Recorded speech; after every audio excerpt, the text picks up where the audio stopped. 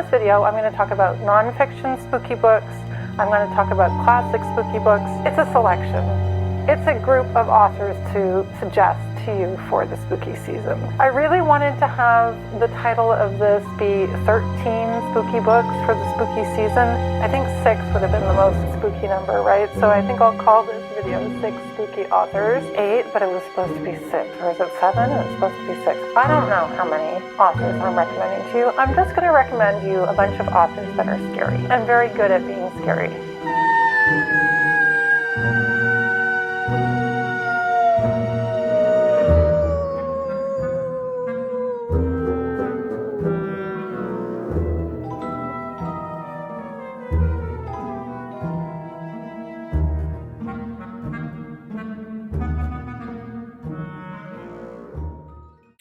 It's me, Jess. I'm here to talk about some spooky authors and spooky books for the spooky season. I did check back, and last year at this time I filmed a Halloween vlog, so if you want to check that out, I will leave a link to that one. And in that vlog, I read a couple of spooky books. One of those authors I'm going to be talking about in this video. In this video, we're going to look at some nonfiction spooky books, and we're going to look at the 6 spookiest authors I've read. So let's get into the meat and potatoes of the video. I'm going to start with nonfiction. I'm going to have a video coming up about options for nonfiction November. This will be the first year where I participate in nonfiction November because I've never participated before, and I'm really excited, and I have lots of ideas, of course, as I always do. I'm going to just talk about 3 books that are nonfiction, that are true crime, that I have already read that were fantastic, that I can recommend for the spooky season, and then I'm going to talk about a spooky book that's my pick for nonfiction spooky book for the spooky season for myself for this year. So I'm going to be talking about some of the books that I'm going to be reading, but so in terms of nonfiction true crime, I'm going to start out with Lost Girls, which I read this summer in a reading vlog where I was in Maine. This was such a good but very disturbing book about a group of young women, individual women, who became a group of women referred to as the Lost Girls because they were all murdered on Long Island and their bodies were dumped on a beach called Gillian Beach. This follows, Robert Kolker, the author of the book, is an investigative journalist, and he looks very deeply into the lives of these women. He really examines the transition. This happened in 2010. They found the bodies. So this was at a time where there was a transition to online promotion of escort services through Craigslist. And a lot of these women then became independent or autonomous, and they were using Craigslist to set up meetings with dates as escorts. So it really explores that aspect of their vulnerability and ultimately looks at it as an explanation of why, for the good and for the bad. This book is very disturbing because of the way that we collectively as a society really ignored the stories of these women when they were being reported that they were murdered or that their bodies were found, and also the way the police treated their investigation because they were prostitutes in the minds of the police, and also the disturbing violence of the murder of these women and generally violence against women in general that's still so predominant in our society. Highly recommend. It's really well researched and it's really well written, and it's very sympathetic to the women and explores their lives in great detail. I'm also going to recommend I'll Be Gone in the Dark by MacNammara. I read this the year before last, and I think I read it in the summer as well. I tend to read these true crime books in the summer, and it was so well written and so interesting. This is about what's been referred to as the Golden State Killer. Well, I think MacNammara actually referred to him as that in her research, although I'm not 100% sure. This is about a man who just terrorized families, couples and women, but families like couples. He would break into people's houses and he would terrorize these families. He would terrorize young girls. He would rape them. He would sometimes be very violent with them. And then it's a progression from house invasions to sexual assaults to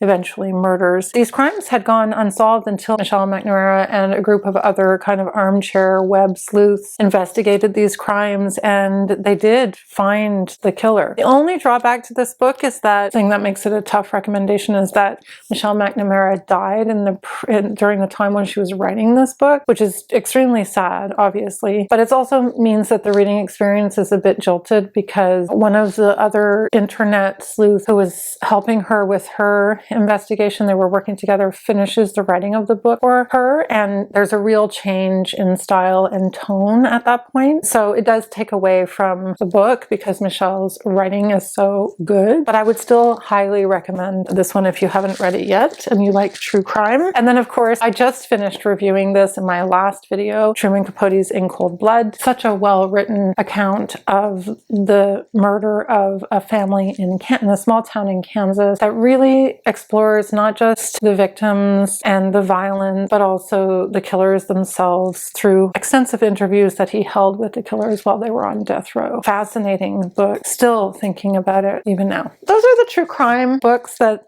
I think if you feel like reading something real and scary, you could maybe dip into. And then for myself, I talked about this on my Instagram stories. I'm gonna read Picnic at Hanging Rock by Joan Lindsey. I actually got the idea for this during Straya September when we were prompted to read Australian books, because I think this is about a case in Australia. The thing about this book is that we don't know if it's true or not. On the back it reads, "The haunting novel about the disappearance of 3 boarding school girls that inspired the acclaimed film." I haven't seen the film. It's about a group of young girls, 3 young girls that went out for a picnic at a place called Hanging Rock. That is going to probably be one of my nonfiction November picks, and a spooky read as well. If you watch my TBR coming up, I'll be talking about it again. Those are nonfiction books. And then I just wanted to revisit a couple of classic spooky reads in case you, for some reason, haven't read them yet. Last year at this time, my book club decided to read The Strange Case of Dr. Jekyll and Mr. Hyde. It's an 1886 novella. It was so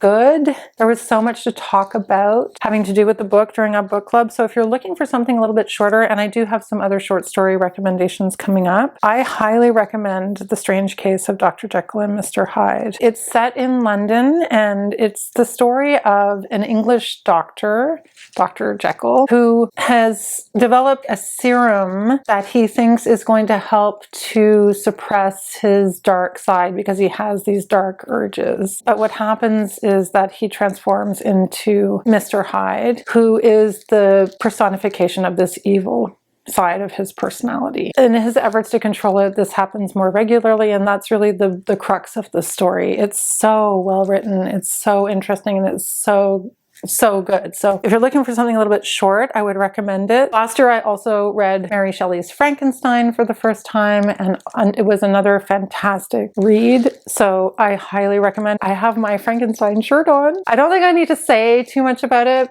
because I think most people are familiar, but just in case you're not, Frankenstein is the masterpiece that Mary Shelley wrote about a creature that comes to life while he's really searching for acceptance and love, but in the end he doesn't get it, so he ends up killing people. That's a quick little synopsis of Frankenstein. It's obviously more complicated than that. Now I'll link the video in the description box below where I discuss Frankenstein. You can check that out if you would like. I also wanted to mention Bram Stoker's Dracula, which I have never read. I just watched a similar video to this that Gretchen made at Made You Book, which is a new channel to me, and she was talking about Bram Stoker's Dracula being written in the form of diary entries and letters, which I didn't realize because I've never read it. And I thought, oh, that sounds so interesting. So I don't know why, but I had the impression that Dracula wasn't the most compelling read in the classic genre for horror and spooky books. Now it's on my radar, so thank you so much, Gretchen, for that. I'm going to get into the authors that this video advertised.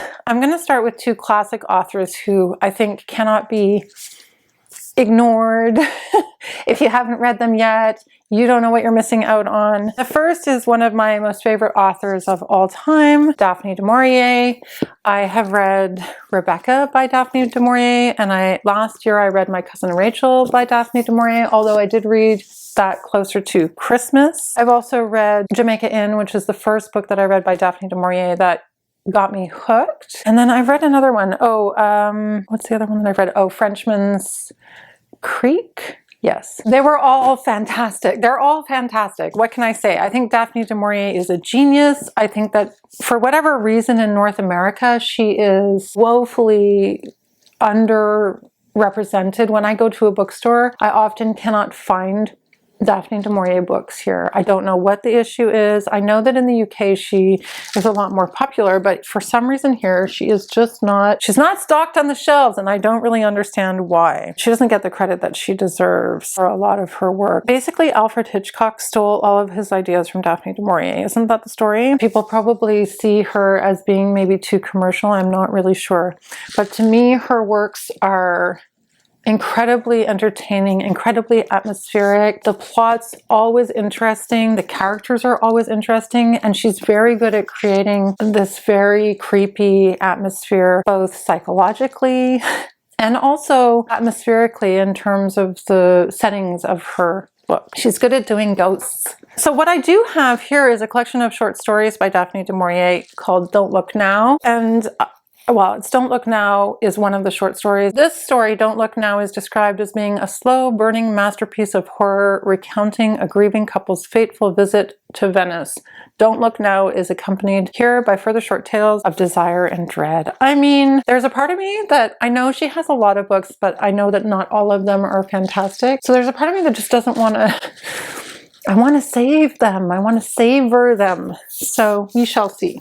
But absolutely, Daphne du Maurier. If you haven't read any Daphne du Maurier, this is just impossible. You must read something by Daphne du Maurier. And I'm about to say the same thing about Shirley Jackson. I do think Shirley Jackson does get more credit though for writing, deservedly so, because she's fantastic as well. In the vlog that I made last Halloween, I read The Haunting of Hill House, which was my first Shirley Jackson, and it was so good. This is really and truly a haunted house book. The house that's referred to as Hill House in the title is a main character in the story and is well and truly haunted.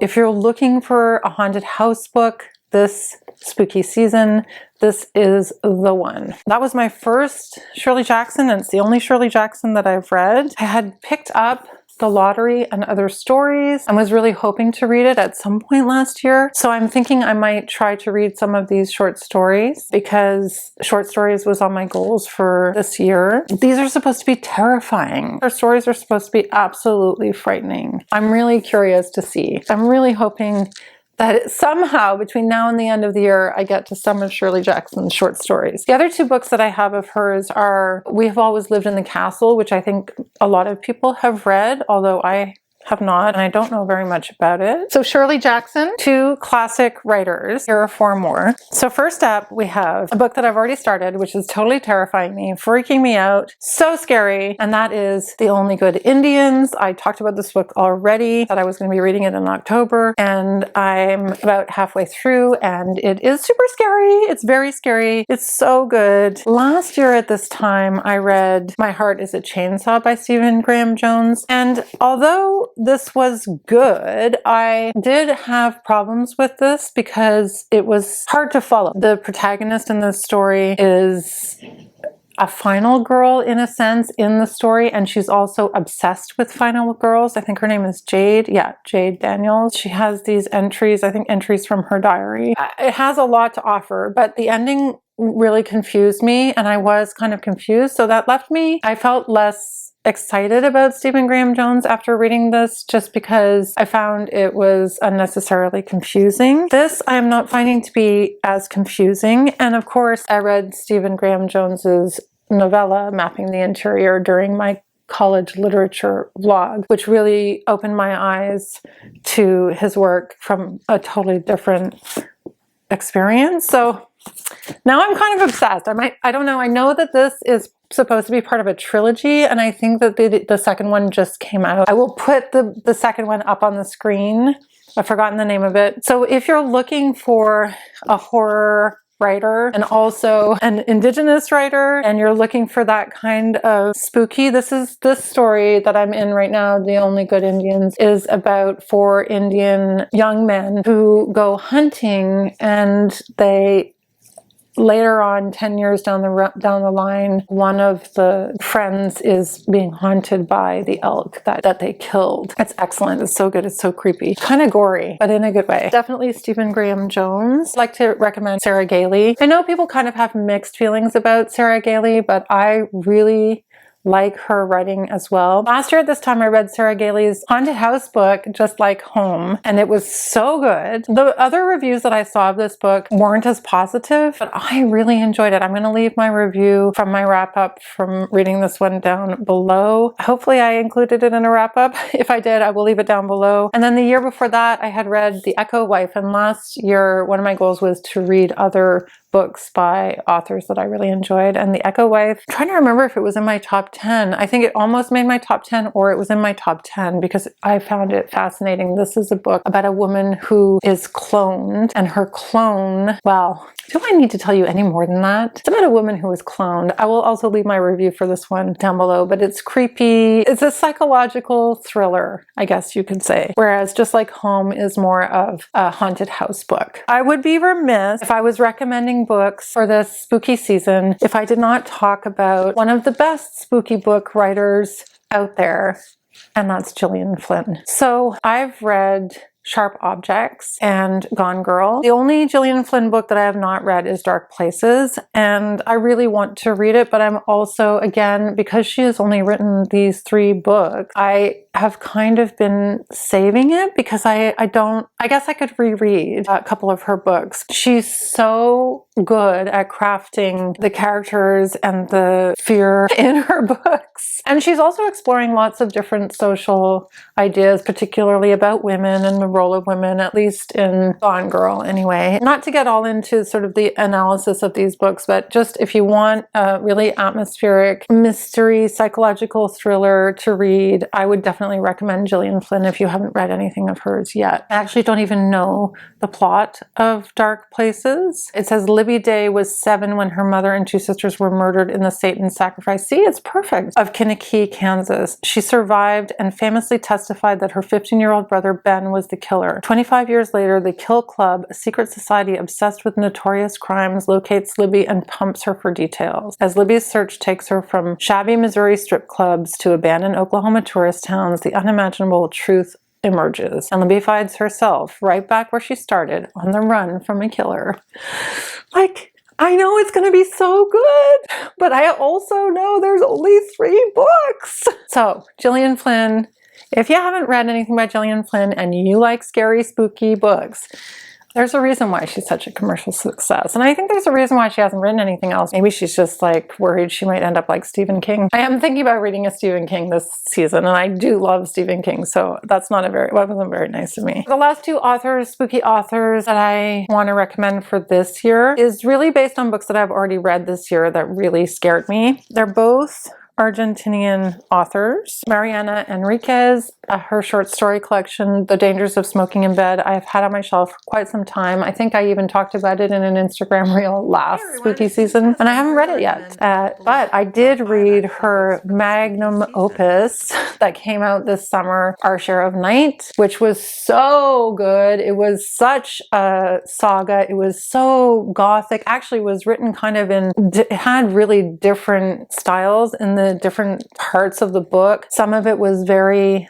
Lovecraftian, like the occult. Some of it was very dark academia, which I haven't even talked about any dark academia books this video, which is another fun way to explore this season in terms of the spirit of spooky and haunting books. So I think Our Share of Night kind of has it all, because it has all of this, and it also has the kind of Stephen King adventure, young kids riding around on their bike feeling to it as well. It's such a hard book to describe. I did talk about it at great length in another review video from the summer, which I will also link if you want to check it out. But like I said, I've got her set of short stories, which I haven't had a chance to read yet, and that could be so good to read for the spooky season. Let me know if you read The Dangers of Smoking in Bed and what you thought. Another Argentinian author is author whose It's kind of a short novella. I took it out of the library. It's called Fever Dream by Samanta Schweblin, and it was so creepy.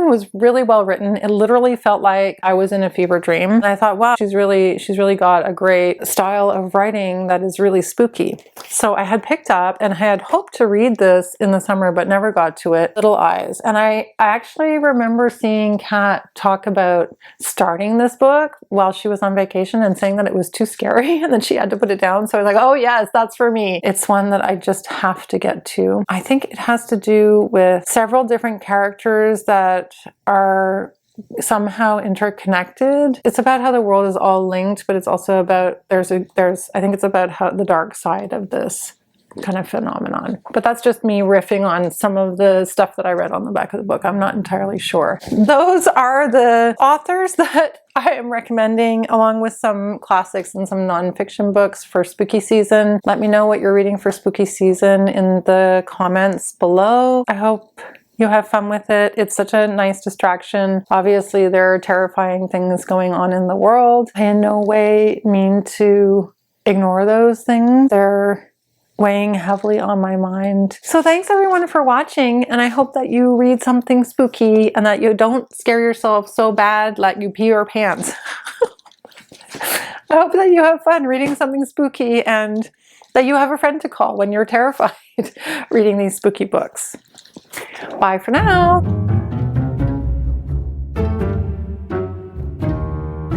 So in this video, we're going to look at some non-fiction. I never say the name of that beach correctly. Gilgo Beach. Kind of vibes to. Vibes is such a strange word. It had different.